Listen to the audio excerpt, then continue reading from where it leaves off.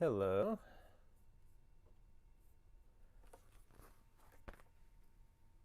Just to get everything connected up once more.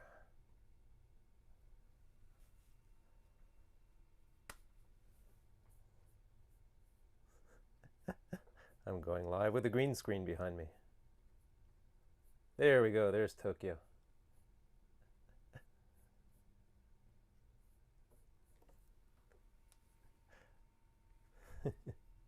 Great to see you. Thanks again for joining me. The fifth day, the final day of the Violympic Trials.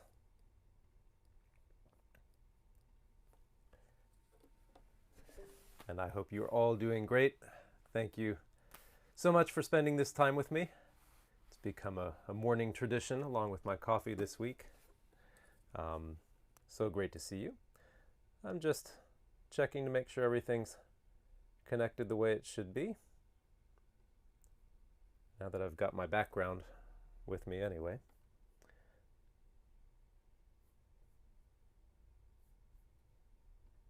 Going to refresh. Always these various buttons and switches to hit, but great. Thanks again. And since this is the fifth and final day of the trials, that means we're rounding the corner into the weekend when you get to make your recording of the Fast Rose of Summer, the piece that we've been working on all week. And by doing so, if you're doing it on schedule anyway, this day being Friday, May 28th, if you can make your recording and post it in the Facebook group by the end of the weekend, by the deadline, that means that you're eligible to win a free place in the Violympic Games. And of course, the person who gets that prize and wins the free place in the upcoming Violympic Games is going to be chosen by you, the members of the Facebook group. So to do that, you've got to get your nomination in by noon Pacific today. All right, this is Friday, May 28th, the last day of the trials. You can nominate one person, and the criteria is you nominate the person that you think has been the most helpful, the most impactful in the Facebook community. Doesn't mean number of posts or anything like that, although it could have to do with how much somebody posts, but it's who do you feel has brought the most to your trials experience. You nominate one person, you can't nominate yourself. And then once the nominations are in, that's got to be by noon Pacific today, then you'll get a chance to cast your vote over the weekend. Now, how do we know who wins? Great question. That is going to be revealed at the closing ceremonies. So this is the other important bit of news for today. The closing ceremonies are going to be this coming Tuesday. That's June 1st. That is going to be at noon Pacific. And we have a very exciting special guest. I think some of you in the Facebook group may already have gotten wind of this, but the great Simon Fischer is going to join us for a conversation. You really won't want to miss that. You do have to register. There's a link in the YouTube description. There's a link in the Facebook chat. That is not going to be on Facebook, and it's not going to be on YouTube. It's a service I use called Demio, and so for that, everybody's got to register to reserve your spot. There are a limited number of places in the room, so I encourage you to register and show up. But I try to accommodate all you guys, but no guarantees. So register early, show up early, and going to reveal the winner, of course, of the Trials Prize. Going to have a great conversation with Simon Fischer, and of course I'll let you know as well the details of the upcoming Violympic Games that start June 14th. Funny thing talking about Simon Fischer, which I've gotten to do now a number of times. I would set up a poll and say, oh, tell me all the questions that you want to ask Simon Fischer. It's not exactly the way the great man works. I could tell him hey, we're going to talk about this, that, and the other, and the conversation's going to start, and we're not going to get to any of those things. And, that's the way it should be. When you're talking to someone like Simon Fischer, you want to let the conversation go where it's going to go. See how his mind works. However, if you're in the Facebook group and you want to give a try and at least try to put some thoughts on my mind as far as ways the conversation could go, happy to do that. I'm interested in asking him, has he ever changed his mind about the ways to teach concepts? How is he still learning? Those are the things that interest me. So it's going to be a great time. You really won't want to miss it. So that's Tuesday at noon. You can just click away to register right now. It's not going to interrupt the flow of today's live session, so don't worry. All right, and anybody who registers will be able to watch that replay later. So go ahead and register. There are a limited number of live places in the room, but anybody can register, and as long as you've registered, then you can watch that replay after the fact if you couldn't make it live. All right? So no worries there. Yikes, that's risen overnight.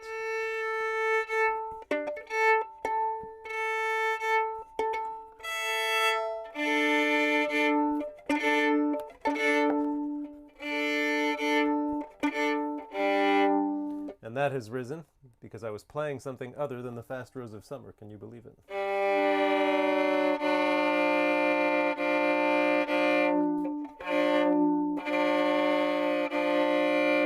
And in fact, since I've already made my recording of the Fast Rose of Summer, this may be the last time I tune any of my strings down for quite some time, until I get on an airplane, whenever that may be.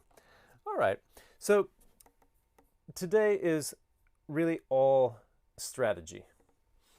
In the previous 4 days, we've gone over all the new skills, the key concepts as far as how to play this piece. So what we're going to talk about today is the strategy of how do you put a bow on everything? How do you go from knowing what to do in each measure to doing it, so that you can make a video recording, which means all in one go. Now, of course, I didn't share my very first take with you guys, and you don't have to use your first take either, but, the spirit of this task, right, is that you can make a recording that is not spliced in the middle. So, not your first take, but one take. And when you're facing a project like that, you want to manage your expectations, right? Not every single thing is going to be perfect. Not every single detail is going to be your very best that it could be. That's audio recording, right? You lay down a complete take or a few complete takes. You pick the one that you like the best. It's got these 23 imperfections, and the producer says, okay, let's fix imperfection number 1, and you go, okay, good, we got it. Next one. Okay, good, we got it. And they smooth it all out. That's not going to be the case with this. This is more or less live performing, right, as I did for you on day 1. And so what I want you to expect is that you're going to give a representative performance, right? Representative of where you are right now with this piece. If you expect perfection, you will be disappointed, I promise you. It's great to have high standards, but making this recording, giving this performance is part of this process. It's an important part of the process, but it's not the only part. And it is not the measure of your worth as a violinist or violist, or, God help us, your worth as a person, in case any of you were putting such high stakes on the Fast Rose of Summer. And I start with this talk just because making a recording is stressful. It just is. Even if it's this is not Bach or Isai or Paganini, and it's only 2 minutes long, and it's not in front of anybody. Even so, it's just a stressful process, and you want to go into it feeling good and feeling like your task is manageable. So, what can you do between now and when you hit record? That's what today is about. First, in your practice today and tomorrow, before you make the recording, you might choose to make your recording tomorrow, Saturday, or maybe it's Sunday. That's just, personal preference and your own schedule. I want you to think of 2 different modes for your practice. And this is not just for this piece, this is for the rest of your life, whatever you're playing. There can be more modes, but let's just say that generally there are 2. Learning mode and performing mode. Okay. Most people, for most of their lives, practice exclusively in learning mode. And in learning mode, there is a teacher, a critic, or even someone worse, standing on your shoulder at all times, right? So you're playing, oh, that was out of tune. That scratched. That wasn't a good start. This critic, this teacher, is constantly monitoring and ready to tell us to stop and fix something, right? We know, the way that you just saw me practice, that's not exactly productive. Slightly better than that, I suppose, is making a plan and saying, okay, you know what, I'm gonna play this 5 times, and maybe I'll even say I'm gonna play it 5 times slowly to get it better. Okay, surely, undoubtedly that's better, and you play it slowly 5 times, and you've learned something, and it's better, and you move on. But what's missing? We have not yet played it as if there were people watching, as though there were a camera on us recording. We've not played it in the context of the piece. All right, we've been in learning mode this whole time. We need to spend some time, and generally I would say at least a third of your time, in performance mode. Performance mode doesn't necessarily mean that you have to perform a whole piece from beginning to end, but it means that whatever part you are playing, you're inviting the world in to watch and listen. It doesn't even mean that it has to be completely up to tempo, but it means that you are playing out. You're not playing for this person on your shoulder or for the voice in your head, and you're not going to stop. You're not going to correct things. This is playing that is for your listeners. And so in this case, I might say, okay, this is performance mode, and I'm going to play this section. I'm not ready to play it up to tempo yet, but I'm going to perform it from this bar to this bar. And then after all that's done, I'm going to think back and get my impressions,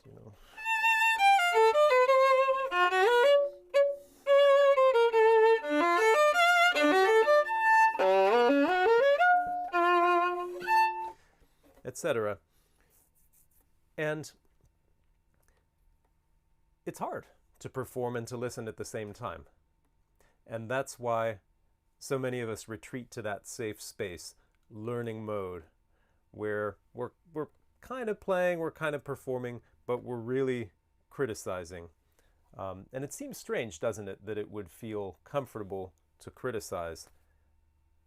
But what we know, what we're familiar with, becomes comfortable. And so if we're used to playing and hearing that voice in our head and stopping and fixing things, even though it's not necessarily fun, it's comfortable. It feels more dangerous to say, I'm going to put it out there and ignore this voice and that voice and this voice and actually see what I've got inside me. Because that's what we have to do when we're on stage, sharing with other people, recording. And if the first time you experience that feeling is when you're actually on stage or in front of the camera with the red light blinking, it's going to be really unfamiliar and really uncomfortable. And you're going to find yourself performing in learning mode. And when that happens, that's when people stop in the middle of a performance. Or if they don't do that, they're just blocked. Everything's sort of done halfway. It's also possible to mix the two modes. And that is something I don't suggest either, where you start, and now all of us have done this. You start out in performing mode. Say, all right, Fast Rose of Summer. Here we go. Straight run. Running through. No matter what. I didn't like that sound. And already I've taken myself out of performance mode. I was fooling myself, saying that I was going to ignore those critics. They were there loudly all along. I'm spending a lot of time on this first concept because it's perhaps the most important thing that you can take away from these trials as you move on to prepare other and better music. Does this mean that I successfully, when I go out to perform, I flip a switch and boom, I don't hear any of those voices anymore? Totally comfortable and confident? No. I don't know that that will ever happen.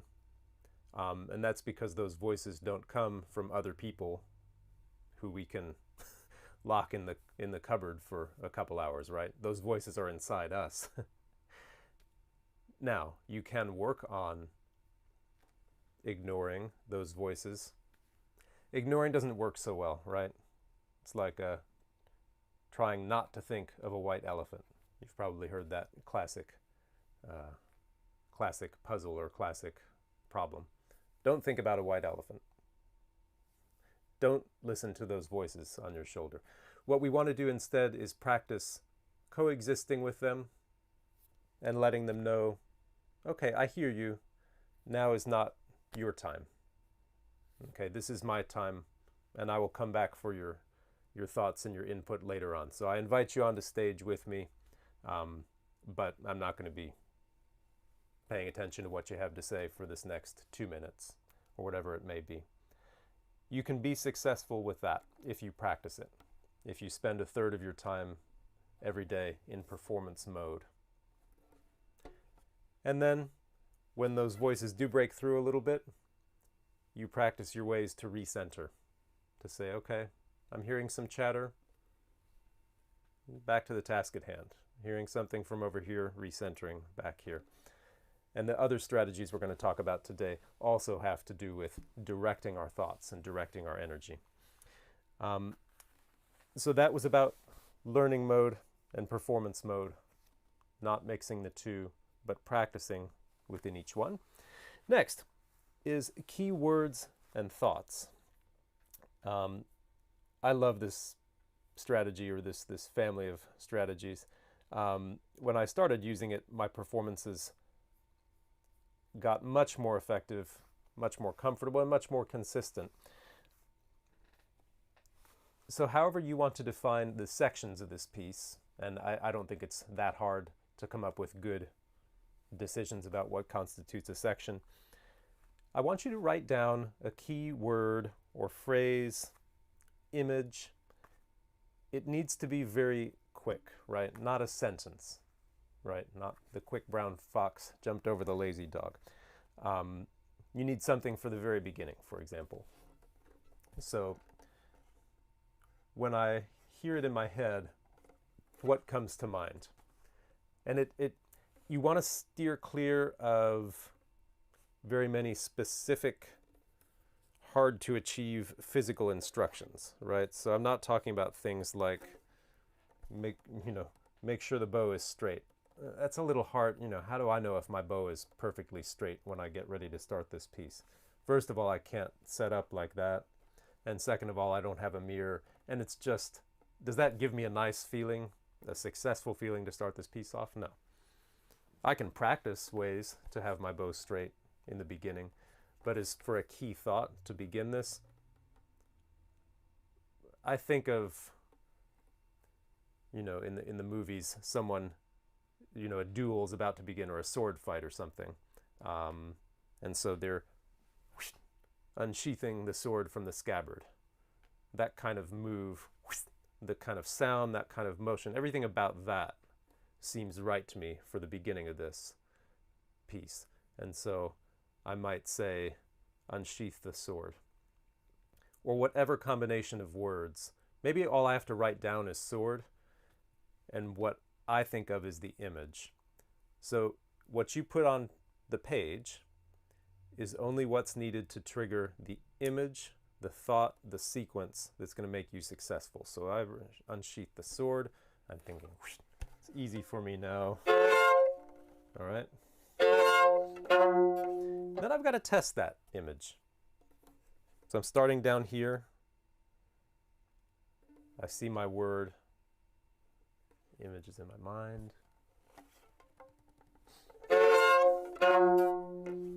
How successful am I at starting that with that image? That's what I test out in my practice. And, you know, as you see in your assignments, if your word, your phrase, your image sets you up for success, then you keep it. And if not, change it to something that's more helpful. This is an art, right? Not a science. Let's say that as I test that time after time, my sound it's a little bit haphazard. And so I realize, okay, that's a really cool and powerful image. Maybe it's not the one for this moment. Maybe I need something a little bit more contained, a little bit less dramatic. And that could be anything at all. I'm not saying that you have to ignore the realities of the violin and bow. It could be something very simple like contact 3, if that helps you. Contact 3 is a lot easier to hang on to in the moment than straight bow, isn't it? Contact 3, at least I can. And if that gives me the sound and the character I want, then let's go with it. I kind of like the sound and the character of the other one better for myself. Unsheath the sword. So, you do this for every section, right? Maybe that's the next one. Again, images are always more powerful than words. They're even more powerful than sounds. An image can combine all sorts of senses, right? It's like a memory in our head. And so what you write down is whatever you need to prompt that image. So keywords, thoughts, images is the next strategy. Very powerful. And you test each one by itself. More importantly, you test how they work in the context of the whole piece, right? And you may need to adjust where you put a keyword or thought in your music. So for example, let's say when I get to maybe I want to think of a ballet dancer on point, right? Let's say that that's going to prompt the kind of repose, time-taking elegance that I want there. First, I'm going to test it on its own, right? So let's say I've done that,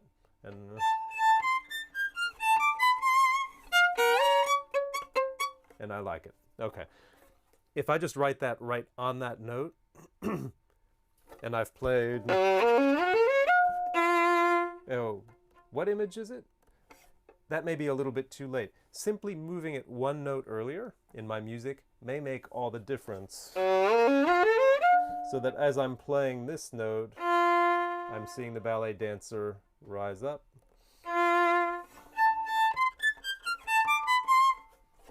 And maybe that puts it right at the right time for me. Because remember, we're living in the moment when we play, but our thoughts need to go just a smidge ahead so that we can prepare the way for our listeners. That's why conductors beat slightly ahead, by the way, so that they can prepare the minds of the orchestra for the sound that we're about to make. Next strategy, we're talking about transitions. And this is related so closely to the key words and thoughts. If you have the right image for your next section, the transition is almost going to take care of itself. But that doesn't mean that you don't practice it. So what you're going to do is to play the last bar of each section, however you define the sections, into the first bar. So where we just were, that would be... And that's it.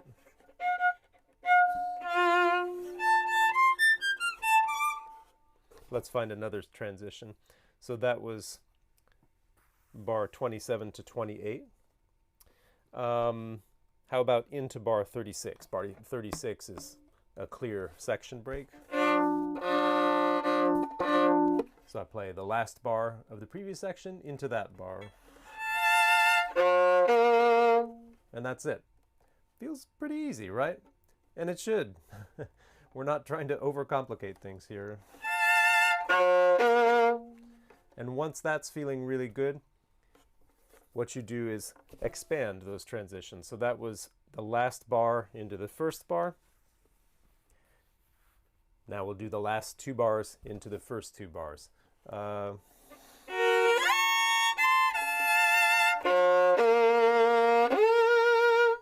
Etc. And you can expand those further. If you expand the transitions far enough, then you're actually just covering the entire piece, which is kind of the idea anyway. So the transition strategy is so connected to the keywords and thoughts strategy, but you want to get those keywords, thoughts, images in place first. Next, and this is I suppose an outgrowth of the transition strategy. You also want to test random sections, and this can be quite literally opening up the music. Well, you'd need to have it printed for this. I don't want you throwing darts at your iPad screen. But right, if you've got the music printed and you want to set it on the floor and drop a coin onto it, or if it's on the wall and you want to throw a dart at it, or hey, if you want to print my picture out and throw darts at my picture, that's cool too. But you pick a random number generator. Some of you are real math people. You'd probably enjoy, setting your random number generator, maximum number of 95. Give me a number from 1 to 95, and you're going to start at that bar and just test, how would it be to start at that bar? Let me tell you, the very first orchestra audition I took, it was for the Philadelphia Orchestra, and I was completely freaked out, not because they had me play something that wasn't on the list. They had me play an excerpt that was on the list. I had prepared that whole excerpt, but I had only ever started at the first bar. And for whatever reason, that they wanted the rounds to move more quickly or whatever, they only wanted part of that excerpt, so they had me start in the 9th bar. I'd never done that before. I had a key word or thought, but that was for the first bar. I'd practiced that quite well. I'd never practiced starting at the 9th bar, and I was completely flustered. I don't want to say that that cost me the audition in itself, but it was a powerful reminder that if you haven't really practiced starting at every different point of a piece, then you don't quite know it. So, come up with a number. 61. All right, what's bar 61? Okay, that's right in the middle of this harmonic.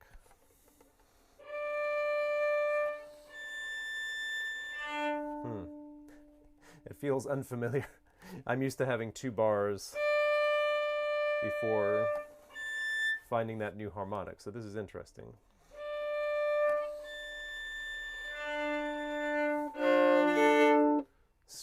Places can feel strange if you're not used to starting there, so testing random sections, random starting points is another way to, well, at first it feels less comfortable, but it's all in the interest of increasing your eventual comfort overall.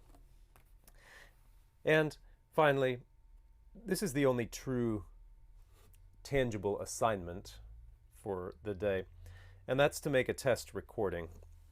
And what I mean by that is simply to go through the motions of setting up your equipment, turning everything on, and making sure it works.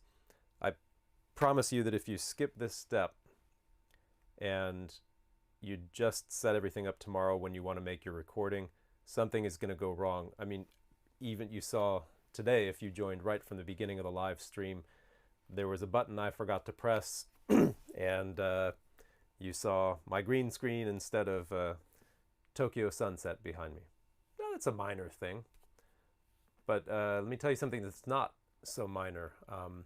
When I was recording the videos for my scale book not so long ago, I had a whole morning of I was on fire. These videos were just the best of the best. Wisdom like you've never heard. And I worked for 4 hours straight, I think, and was feeling great. Got my drink of water and went to play one back. What do you think? There's no sound. And I'd forgotten to hit the button that turns on the microphone. And that was a bad moment. And could have been avoided if I'd gone through my checklist. To say, turn this on, do this, do that. Now, hopefully you're not going to work 4 hours at a stretch to record the Fast Rose of Summer. But what I want you to do today is to write down the steps involved for you to make your recording. And it could be as simple, couldn't it, as put the iPhone on the table or on its stand, walk around and press record on the video. And you make your video on your iPhone or other smartphone. Simple as that. Phones make great cameras. And if that's your step, then it's pretty easy for you. But at least you've discovered, okay, where in my home or outdoors perhaps, where am I going to make this recording? Is there an air conditioner that's going to come on in the middle? Are there kids that are going to run in and ask for milk and juice in the middle? Have I shut and bolted the door so they can't do that? Figure out all the things, write down the steps, hit record, and you don't have to record the entire piece. You can record a few bars, but you've gone through the steps, and then you watch back and you listen back just to make sure everything works. I would suggest with a short piece like this that you actually do go ahead and record the whole thing, just so that you get a sense of standing in front of the camera for 2 minutes, 3 minutes, however long it's going to take. When you watch and listen back, do not do so with a critical voice and ear. This is just to see from a tech perspective, does everything work? The rest you can worry about another time. But make that test recording, and as you see in your assignment, if you've got a question about that, something's not working, help, I get picture but no sound, just like Nathan, then you can ask in the Facebook group with the hashtag #WhatTheTech. I love that hashtag. And then Matt Kinnear or one of our other coaches will be able to assist you with that, hopefully. For the recording itself, which is what you'll be doing Saturday or Sunday, perhaps both, although my preference, I like just doing it on Saturday. I do some practicing on Saturday. I already know that the equipment's set up and it works and all that. I do some practicing. And I do, what I would do is to make 3 complete takes and then just pick the best one. No more complicated than that. This is video after all, so we can't really do editing anyway. I started today by saying that your recording is going to be a representative. It's going to represent your playing on this piece at this time. And out of 3 complete takes, I'd say that you're going to get a good representation. if you feel your energy is in a bad way, if it's directed right back at yourself, tons of criticism, doubt, nerves, and you just can't shake them, that's why you do it once on Saturday. And then you can always come back Sunday and say, you know what? I'm just going to take 10 minutes and do 3 more takes, just knock them out, and pick one of those instead. No big deal. But that's the way I would handle it. I'd do 3 on Saturday and pick one of them if I could. And then if I just couldn't live with that, do it on Sunday. But if you do want to be eligible for the prize, just do make sure that you do upload your complete recording to the Facebook group by the deadline. So what I would love to do now, I've got a few minutes here. I'm actually going to look at the Facebook chat and just see if there are a few last-minute questions that I could address. I won't be able to get to everyone, I know, but in case I can see any live questions, I'm not able to see the YouTube chat at this moment, but I'm going to cast an eye at the Facebook chat now to see your comments and any questions. I love, being able to spend time with you live. I guess it's like network TV or something. It's like a 5 to 7 second delay, something like that. But I love the fact that we're all here together talking strategy, which is something that we don't get to discuss very often. There's a lot of shift here and do this bowing, but how to actually put something together, how to play your best with how you're prepared at the time, is something that a lot of people get uncomfortable talking about. Now, Matt, as far as when exactly is the deadline, I don't want to give you the wrong answer, so I'm going to let one of my team members give you the exact time of the deadline, because I don't want to misspeak about that. And Aja, or I hope I pronounce your name correctly, yes, please post your recordings on YouTube, share them far and wide. I would love that. That is great. And let's see. As far as do you have to play with the scordatura tuning? Certainly not. You could feel free to modify this piece however you like. As I've always said, you're going to record your own version of this, and I don't want any one technique or challenge to stand in the way. And got a request to look at bar 34. Thank you so much, Ali, by the way, for the kind words. This double stop shift, by the way, so we're going from 2 strings to 2 strings, 2 to 2, thanks. The slide is going to happen from 1 to 4 on the middle string during that brief moment when we're on 1 string. And then I rock to complete the string crossing.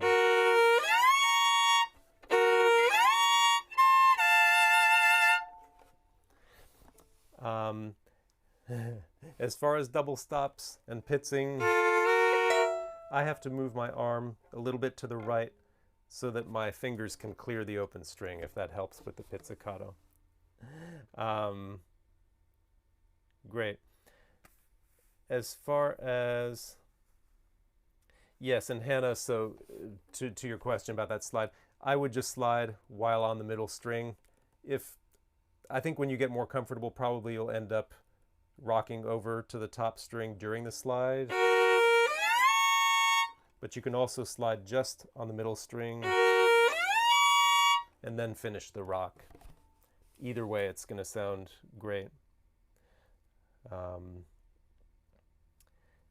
remember that for those of you watching this with me now, the very next thing I hope you'll do is to register for the closing ceremonies, which are Tuesday at noon Pacific.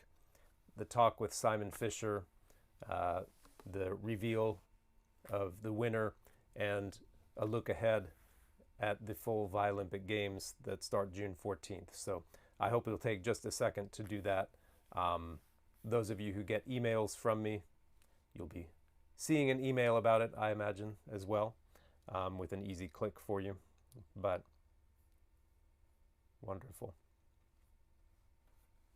Well, it's very few composers, I will say, and I still don't truly consider myself a composer, but very few composers get to hear their pieces spring to life through so many hands at once and so quickly. I'm dying to see what your guys' take on the Fast Rose of Summer is, because I really don't know. You know, when I handed it over to Burchard for him to record his viola version, I didn't know what his take might be, and I loved it. I was surprised, and I loved it. I just know that I'm going to be surprised and thrilled by your guys' take on the piece as well. And, you know, by the way, looking ahead to the Violympic Games, we've got 6 composers who are about to have the same experience that I just did. They're pieces that have never been performed, and they're going to be waiting for you guys to give your take on their pieces, to premiere them all at the same time, hundreds of people at once. It's going to be really exciting. And so I'm the advanced scout. I'm going to tell these real composers what that experience was like once I see your videos over the weekend. So thank you so much. Again, wonderful to see you. Don't miss the chance to catch up and close everything out with me on Tuesday and with Simon Fischer. So be sure to register for that in closing ceremonies. And good luck this weekend. Have fun, though. Have lots of fun with the Fast Rose. And I look forward to seeing what you've got. And I will see you Tuesday at noon Pacific. Thanks so much.